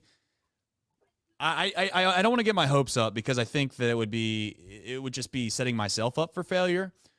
But the fact that Andrew got off that call and he said what he said, I almost feel very good about it. Like I almost like these things. I know people don't really understand behind the scenes of baseball, and it is a weird situation because it's nothing like any other any other draft. It's not like the NBA draft or the NFL draft. There are so many negotiations going on behind the scenes about slot value and also about signing bonuses that you have to, more times than not, you have to have a decision before you get this late in the game, or else you can't. It's almost like not getting a pick. Like you take the risk of not even getting a pick. Like your time expired in the NFL draft. We're going to the next guy. So I don't want to like sit here and act like I know because I don't know.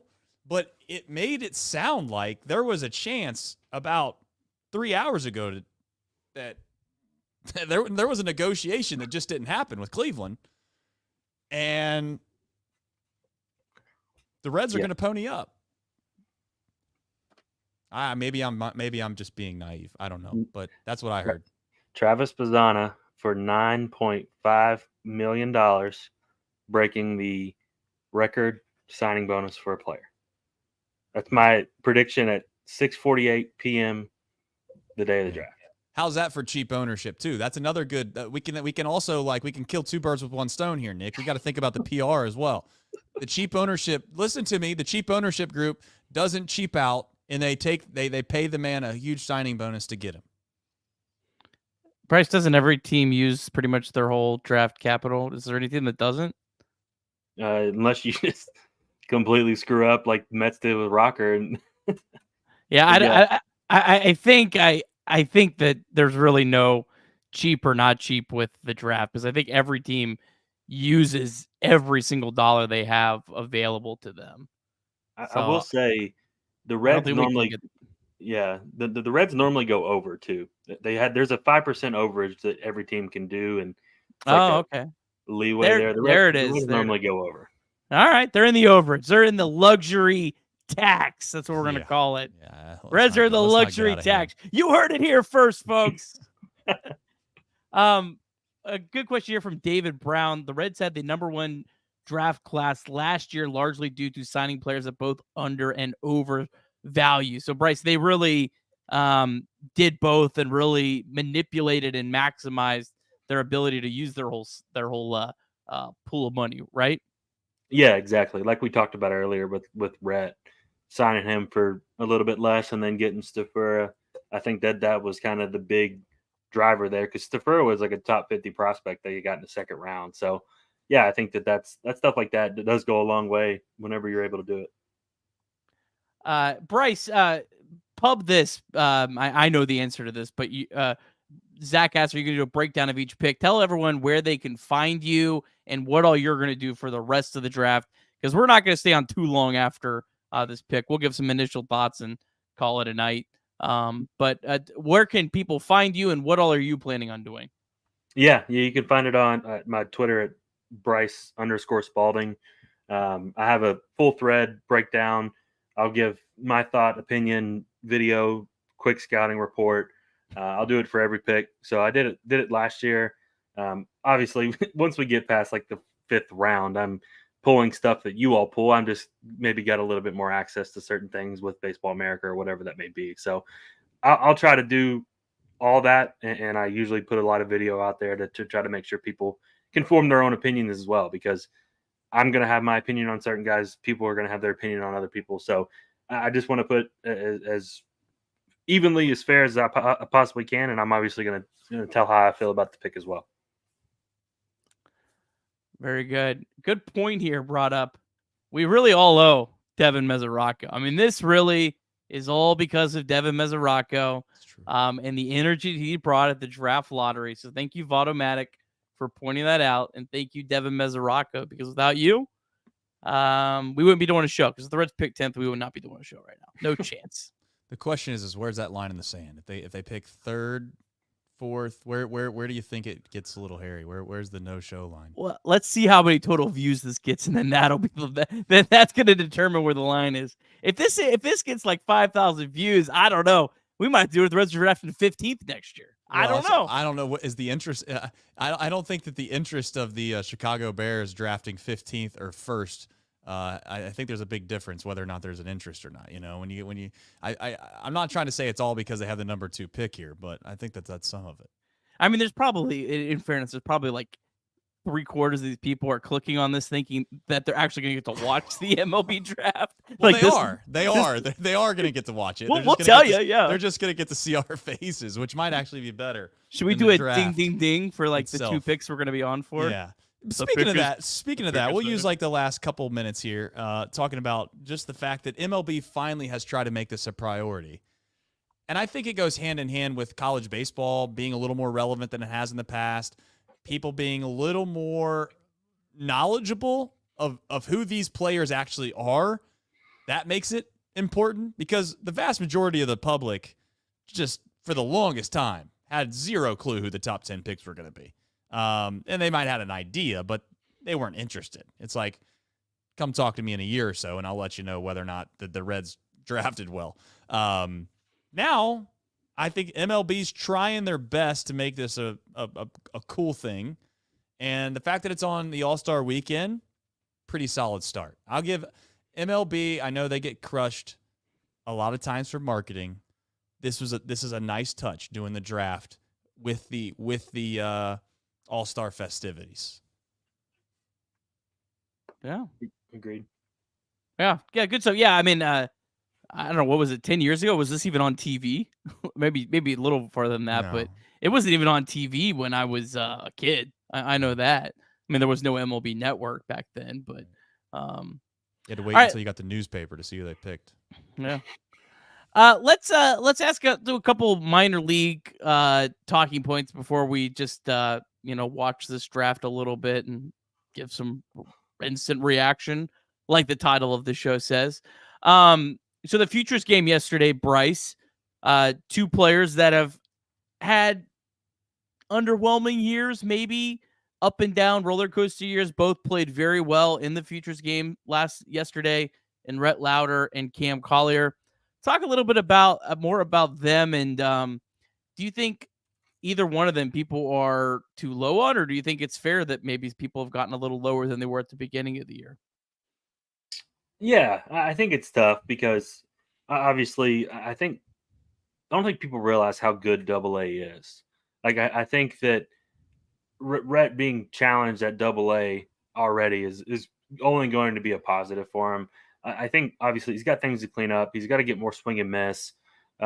He's got to stop allowing so much hard contact. But he's facing guys that once you hit AA, you're getting to the level of like potential big leaguer type deal there. So I do think that he is a guy that is going to have some growing pains this year. I think he's going to pitch even better in the second half. So I feel really strongly about that. And then he looked good. Like I said, it was awesome to see him throw an inning, a clean one. He pitched around some bad defense as well. So that was good to see as well. And then Collier, I think he's another guy that I think we just got to be patient with.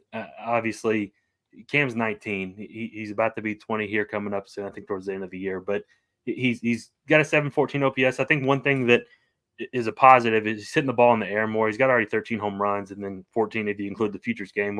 So that's really good to see. He's going to hit 25 home runs this year probably in high A at 19 years old. So I think that his progress has maybe been a little bit slower than we thought. Obviously, a lot of people were really high on him, a potential top 10 pick that fell all the way to 18. I think we were all over the moon to get him. So it was good to see. Obviously, it's good to see him just continuing to progress. I think that it's not always going to progression's not always an upward trajectory all the time. So I think he's had some growing pains, but they're good growing pains. High is still a good level as well. And like I said, he's still 19. So just be patient with these guys. I think both guys are going to be future big leaguers, and I think that's what you're looking for. All right, so I have breaking news real quick. I don't know if you care about gambling or anything like that. I'm not going to list the book because no free ads, but there is a sports book that has the #1 pick in the 2024 MLB Draft. The odds have just changed dramatically. JJ Weatherholt is now -210. Travis Bazzana +180. Just throwing that out there. Just letting everybody know. And that would presumably be because A, the book got some knowledge, or B, someone just dropped a lot of money. Correct. That way. One of two things happened there. Yep. Yeah. Okay. No guarantees. Don't get your hopes up, but I'm just stacking things together here. We had Andrew's comment, and now we have the sports books changing the odds. So, we'll see what happens. Never question Vegas. I got a good comment here asking about, do you think Dayton will make the playoffs? This is from Aaron. Thanks for watching, Aaron. I think Aaron mentioned that she lives in Dayton, so obviously has some interest. The Dragons have a 2.5 game lead right now in their second half race. If they win that their division in the second half, they get to play in the playoffs. One of the teams that's 2.5 behind them is Lake County. They're basically a non-factor because they won the first half. So Dayton only has to finish either first or ahead of Lake County, or Lake County can finish ahead of them. So yeah, I mean, right now it's looking good for Dayton. That team is playing well. I'll give it to Bryce in a second. I would say maybe the biggest concern with that team is are they going to promote some guys like Hector Rodriguez? Will he get promoted to Chattanooga? Not sure anyone wants to go to Chattanooga right now. No offense to the Lookouts. And that would obviously be a big hurt for them. And then B, their pitching is maybe a little bit lacking right now. They've pitched very well, but I feel like they've maybe outperformed what you would realistically expect. Yeah, I agree with that for sure. And I think one thing to note too, like you mentioned, the postseason is like you said, it's kind of odd in the minor league baseball. Like the Lookouts, obviously they didn't get off to a good start, but they had like the worst first half in the history of minor league baseball. And if they came out and played well in the second half, they would have made the postseason. So I think it's always pretty cool because you normally have some pretty different teams from the first half to the second half at times in minor league. So I have been kind of surprised how slow the Reds have been to promote some of these guys. I kind of thought Sal Stewart and Hector and a couple of those other guys would be promoted already, but maybe they want to keep them together here in Dayton for a little while. Someone was asking about the implied odds. So what was you say it was -220 was what that book was saying?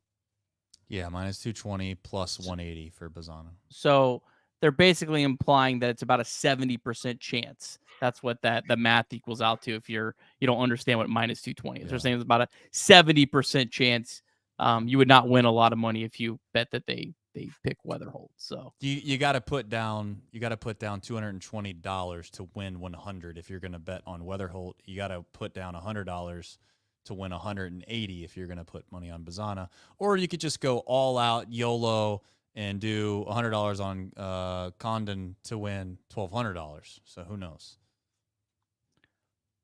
What do you think about this, Bryce? I love the MLB draft, man. It's a mess. Nobody knows. I don't care. I don't care if you say you know. I don't care if you're working a front office. Until that pick's in there, nobody knows. There was like no one that was very accurate on the top 10, right? Did anyone have like more than 3 or 4? Like it was. Yeah, it's absurd. It really is. The funny part is like, I think somebody went through it earlier. It was like Kevin Parada was going to be a top 5 pick. He went like 12. Kumar Rocker was going to be a teens pick. He went 3. So like literally all of these people that say they're in the know or here have sources, like literally until the picks are in, you never know. JJ Cooper just said nothing is 100% certain, but hearing from sources that Bazzana to the Guardians has a lot of momentum within the last hour. So that's interesting. And you know what? Trace, you would know this. It very well could be some idiot just threw a ton of money out there and completely messed the books up. I don't know. Is it more than one book that's gone that way? I guess that's the question. Only screenshots that I've seen. Now, I will say that there's only going to be so many books that are going to take wagers on something this niche, right? Like this isn't an NFL Sunday where you got the masses of people gambling on something like this. As always, if you have a gambling problem, call 1-800-GAMBLER. And if you're betting 21 plus. 21 plus in Ohio, whatever. And my point is that if you're putting a sizable amount of money on the MLB draft, I mean, there are times where maybe you should reach out to the hotline. There are times when maybe you shouldn't. It seems like one of those times where you should at least consider it. I'm just saying, you might have to look yourself in the mirror pretty hard if you're making a wager that sizable and you're wrong. Now, if you're right, hey, you got good sources. You knew something. Hell, for all I know, Weatherholt, you thought Weatherholt had a good day. You should see what his uncle's doing right now. He's doing cartwheels in the living room. I don't know. I mean, we'll find out, baby. This is the great part about sports. You know, we don't know until you know, and we're right here at the precipice of finding out. Right now they're showing the old classic intro video. I love it. They got some old video of when they were making the picks over their phone and they're writing it on the chalkboard.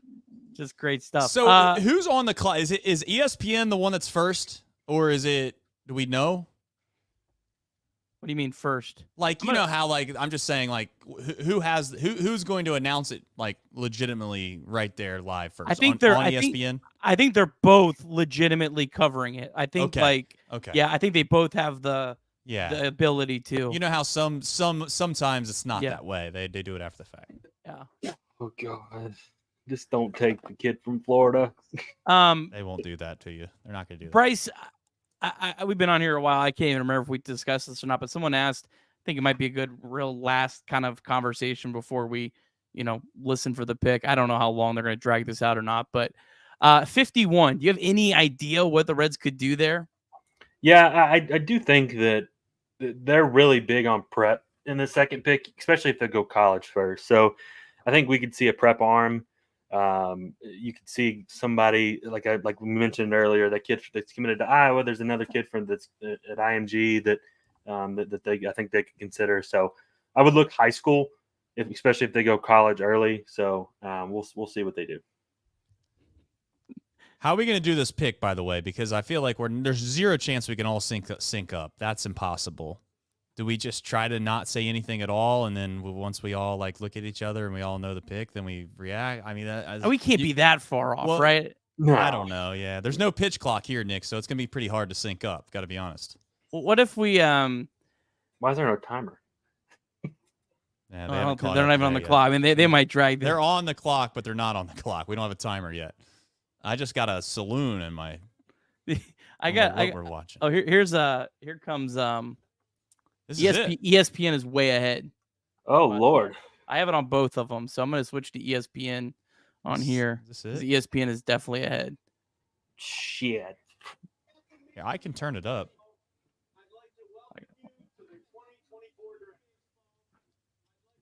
To give play-by-play. Benford is welcoming everyone to the draft. I can turn it up significantly and just put my microphone towards it, to be honest.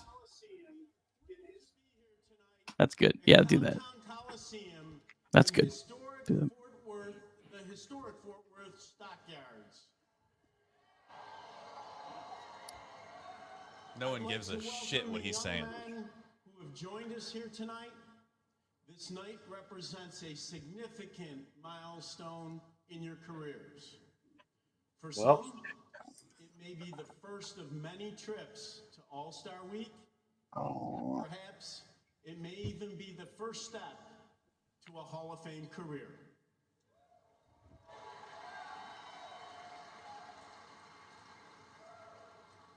Next week in Cooperstown, the Baseball Hall of Fame will welcome its class of 2024. For 21 seasons, including 8 terrific years here in Texas, Adrian Beltre was a fan favorite.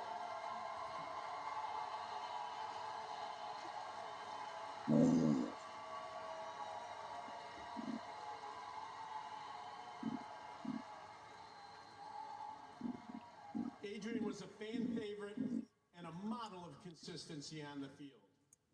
A 4-time All-Star, a 5-time Gold Glove Award winner, more than 3,000 career hits, and now a Hall of Famer.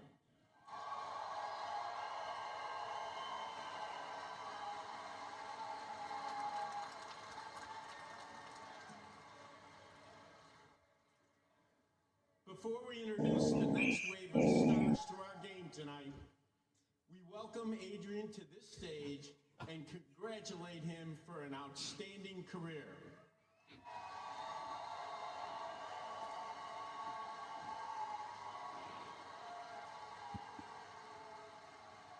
Adrian, would you like to do the honors?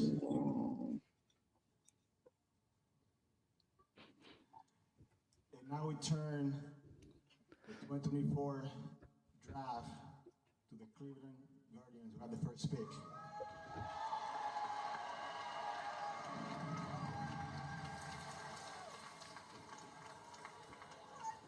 All right, there they are, the Cleveland Guardians, as we hit the All-Star break.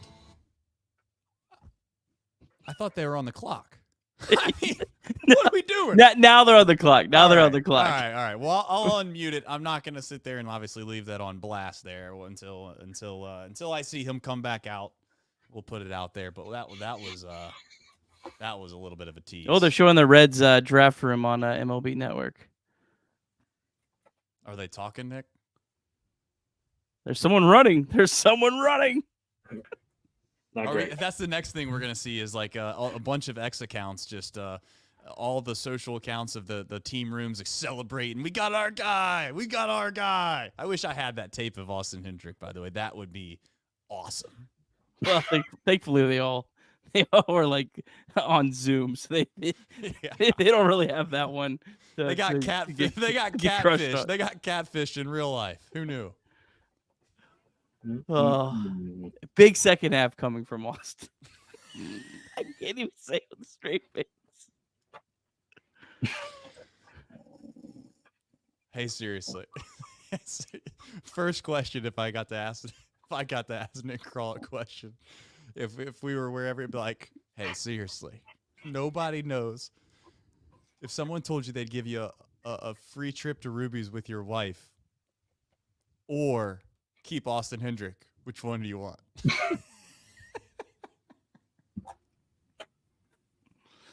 Oh, man. You got to take the steak, man. It's a guarantee. Oh, God. You guys don't have to comment. I'll continue to do this bit. I really hope that I can say enough negative things that eventually he becomes a big leaguer for your Cincinnati Reds and becomes a perennial all-star. I think a defensive replacement. Well, he's got a cannon, right, Bryce? I don't think I've watched him in the last 2 years. No. God, what am I doing watching Chattanooga? Bryce isn't even watching him. Lookouts, man. I don't remember the last time I watched a chat game fully. Just skim the Chase Petty. Yeah. Where it louder starts. That's the only time I see Hendrick play defense is when I cannot watch the chat either. The chat will 100% ruin this for me. Yeah, I turned it off too. I'm trying not to look on Twitter either. Yeah, that's one thing that I made the mistake of like 2 years ago, the NFL draft. I just ruined the whole draft for myself because I was like, I want to be the first to know, and then I realized like it's not that big of a deal. Yeah, 300 people watching right now. That's right. 3 bills. 3 bills. All right, I'm going to turn it back over. No, it doesn't look like he's going to the podium. I mean, can we get a clock? Like, clean it up a little bit. It says the pick is in. Okay. Says the pick is in. Well, so let's go, man. maybe that's why the clock went away. Okay. All right. You saved me from going on not an epic rant, but a rant nonetheless. Like, I mean, we just need a clock. Yeah. So, by the way, as Peterson, like, what this guy's on like a 3-month schedule. He covers the college baseball playoffs, and then he covers the MLB draft. He's going to do the Little League World Series here in about 3 weeks, and then he's done again until next late summer. The dude works like 3 months. He sleeps in Omaha. Yeah. Hey, I mean, he's earned his stripes. By the way, where is this at? Like, I think it actually looks kind of cool in there. I'm not trying to downplay it, but it's it's like a like high school kid. Stocking, some exchange, like a historic. What's the word I'm looking for? Like some sort of like cattle exchange or something like that. Gotcha. They understood. Say nothing farther. Yeah, I didn't say that very well. Yeah. Some place that they traded cattle back in the 1900s. Yes, yeah, I think that's. Yeah. I bet they hold on to that like we hold on to like the Findlay Market or something, right? Yes, I think that's exactly.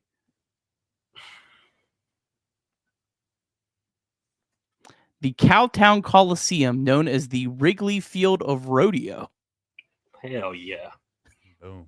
That's what it says on the first thing that popped up. The Wrigley Field of Rodeo. Fort Worth Stockyards. All right, here we go. Turn it up. Or are they just doing this and going to break? Oh, well, here he comes. Okay.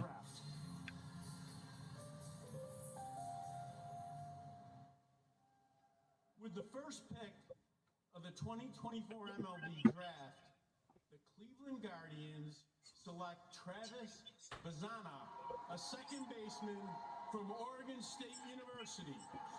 The Cincinnati Reds have the next pick. Good pick. So it's Travis Bazzana, Oregon State, by way of Australia. He's at Oregon State. That's a good pick. They just bamboozled everyone. They didn't overthink. I always thought he was undersized. I really did. There's never been a player from Australia that's panned out. Oh man. Damn. We could have got him at plus 180, dude. We would have been making some big time money. Someone got screwed. Someone thought they had intel. And they went and put their mortgage down. Damn. Well, I guess we got to take Condon. Like, do it. No choice. Dude. Which we should be okay with. Like, let's not act like let's not act like we can't be excited about that. Absolutely. Yeah, no. Charlie Condon is a very, very, very good prospect. And if the Reds take him, they got the second best player in the draft, which you would expect with a number 2 overall pick. Yeah. But yeah, that should be the guy. No clock for the Reds, or what are we doing here? We don't do clocks, man. I don't know what to tell you. They don't do clocks. They don't. I swear they did clocks last year. Well, I don't know. They still have the Cleveland Guardians pick is in. So, Bryce, your pick would be Condon here. Yeah, I think it's Charlie Condon. I mean, I think I'm in agreement. I don't know. I don't know enough, but it seems like I'd be pretty surprised. Trace, would you be surprised? I would be surprised. I would also say I think it's a clear philosophy. There's a philosophy change. Not change, but there's definitely something about arms in the draft if they take like Burns. I would say that's if they take Cags though, I feel terrible. I'm gonna log off. No, you gotta rant first.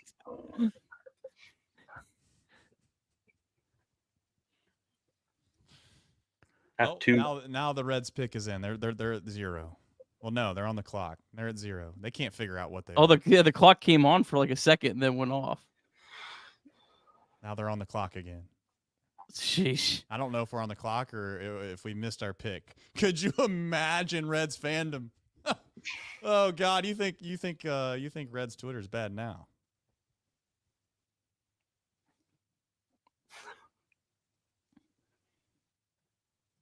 If they take some random player, like what if they just take James Tibbs?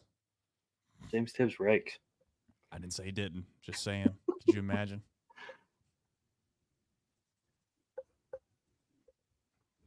What are we doing? Trying to do an interview with Travis here?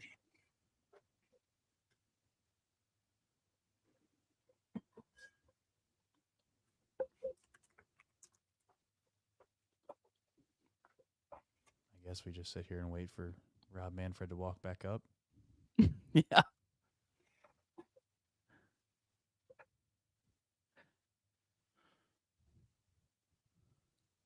Guy in the end though looks like Jay Wright. Yeah, it kind of does. do you think it's don't you think it's like kind of crazy that the number 1 pick in the draft is not there? I mean, I don't know.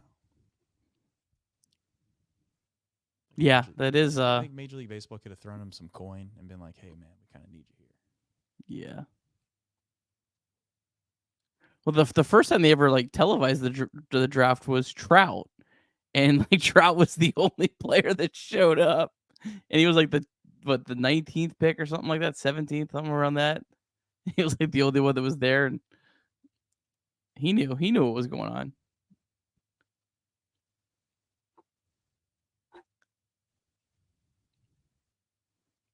Is besides Caglione, is there anyone that if they take right here, you're just absolutely like just floored?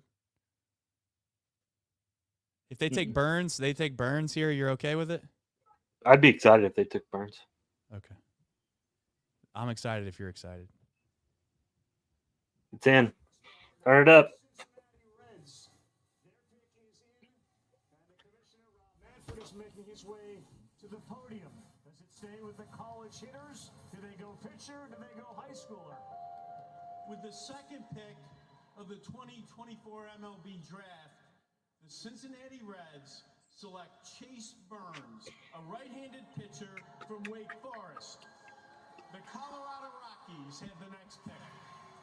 Well, this is interesting. Obviously, Bazzana was perceived by many to be the number 1.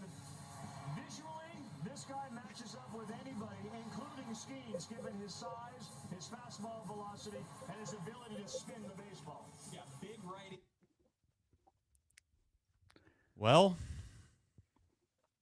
Bryce, I'm excited. I really am. I think that you mentioned it. I think it's a shift in how we're viewing pitchers now. I think that they think Chase Burns can be an impactful pitcher for the Reds quickly, and I think they're correct. He's got wipeout stuff. I mean, just turn on the video for 2 seconds and you can see how good he is. It's a 98 to 100 with the fastball. It's a legit 80 grade pitch. Like you don't do that normally. He throws it 60 times a game, whatever, 40, 50, 60 times a game, and it's legitimately a dominant pitch. Sliders plus. He struck out 191 guys in 100 innings with 30 walks. It's good command. He has all the things that you want from a pitcher this high in the draft. He's athletic as hell, and he's been healthy. So I mean, like he ticks all those boxes that you're looking for. I think that it's a new philosophy that we saw some success with Skeens, and I think he's in that tier of high level arm that can be there quickly. And I think that that's really appealing for the Reds. I want to openly say that I don't have enough intel or I don't spend enough time doing this to have a really strong opinion. And I really don't have one here. I know people want us to probably get upset or fired up about this. I do think that there is a definite concern that they had of Condon. If everyone was so high on Condon and they decided to pass on him, without question, they had multiple people within the organization that they trusted that were very skeptical. And my guess is they were skeptical because of the wood bat thing that we had talked about briefly at the beginning of the show. He's not had success with a wood bat. Now, albeit the sample size is absurdly small. It's absurdly small. I don't think it's something that really you could use in an argument and have a hand up in it. But it's at least something to be semi-concerned about. And then the other thing, I guess, that I would say is, I don't know if there's other things that were a factor into this. I don't know how much Charlie was asking for. And maybe they thought the risk-reward ratio on how much Condon was asking for wasn't worth it either, because they wanted to make sure they could go after something later in the draft that they were going to overslot and get someone that they're really, really excited about. So it's hard to know. It's hard to know. And I know people are going to be very pissed off because Condon was this guy that looks like Superman hitting home runs every other day for the Georgia Bulldogs. But I'll just openly say, you got a guy that I said at the beginning of the show, and I still think it. He's the guy that can get here the fastest and make an impact immediately. And I know they're not going to do this, but they could drop him in the bullpen right now for the Cincinnati Reds, and he's a guy that we're going to be asking to come out of the bullpen. So it's hard to complain about that. I mean, that's all I got. Shout out to Joe Doyle. I think he was the only one who had the Reds taking Burns and the mock drafts out there. So shout out to him. He nailed it. I mean, I'd be lying if I wasn't a little initially just disappointed, and not necessarily because I think the Reds did something wrong here. Just you wanted the bat. It felt like a perfect time to get the bat. But I've always been, take the best available. I think you always have to do that. I think it's pretty clear the Reds, believe in Chase Burns more than they believed in Condon. Just because of the way their entire organization is set up right now. So, I mean, from that perspective, you have to feel good about Burns, that they feel that good about him, that they would pass on a guy that I think before the college playoffs started, everyone thought kind of pretty much a surefire number one, right, Bryce? And so, yeah, we'll see. Wake Forest, they're running straight through the Reds organization right now. So it'll be interesting to see where Chase Burns starts and how quickly. But I mean, look, if he's on the Paul Skeens trajectory, I mean, you legitimately could see him in a Cincinnati Reds uniform starting games by May or June of 2025. Back-to-back years, they took a Wake Forest pitcher. That's wild. One. Yeah, no, like I said, I'm excited. I think people will fall in love with who Chase Burns is. He's fierce competitor. He plays. There it is. He's super athletic on the mound. He loves the game. I think people are going to really like who he is, and I think obviously are going to like what he can bring to the mound. So, well done on my end. I think they made a really good pick. Does Charlie Condon going to the Rockies make you feel better? Because it feels like they screw everything up. Wow, I mean, although his numbers are going to look great. Exactly. That is the sim. I'll tell you right now, if I was in the Reds front office, the last thing I want to see is that Charlie Condon is heading to Colorado, because if nothing else, maybe it inflates his numbers to where if it doesn't work out in your favor, you don't want that guy putting up video game numbers. But like I said, anyone with a relatively even head with this whole situation knows it's impossible to know. But I really wanted Bazzana. I got my hopes up. I thought there was a chance.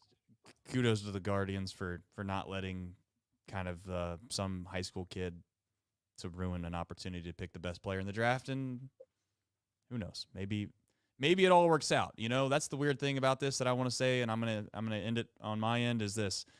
There's a lot of times when you go back and you look at MLB classes and NFL classes and NBA classes, there are teams that don't get the pick that people fall to, and it was a blessing that they didn't have the pick, because if they would have had it, they would have selected them.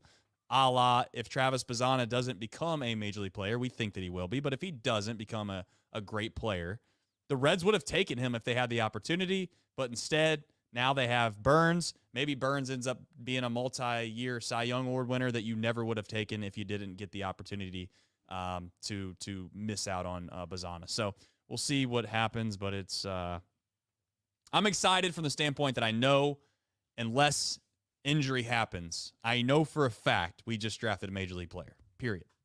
Mm-hmm. Yeah, that's a good point.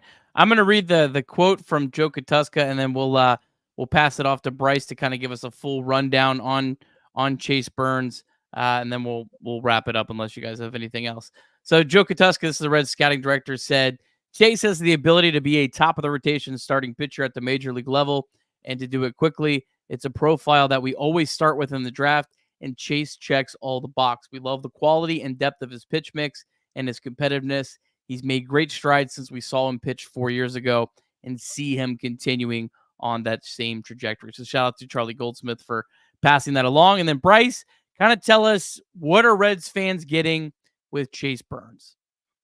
Yeah, I think you're getting a dog and somebody that loves to compete, who's got just wipeout stuff from start to finish every start. So he's 98 to 100 with a fastball, really good breaking ball, really good feel for a changeup as well.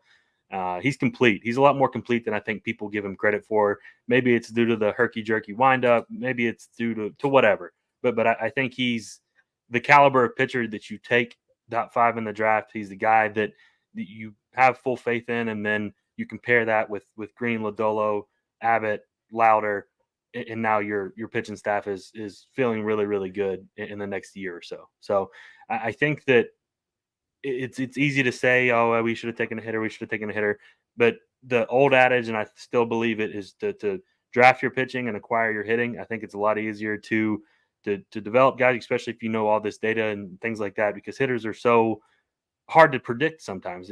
We drafted Nick Senzel second overall, and he wasn't exactly who you thought he was going to be. So there's always questions. There's always injury concerns, no matter whenever you take a pitcher. But I do think they took the best available player at this very moment.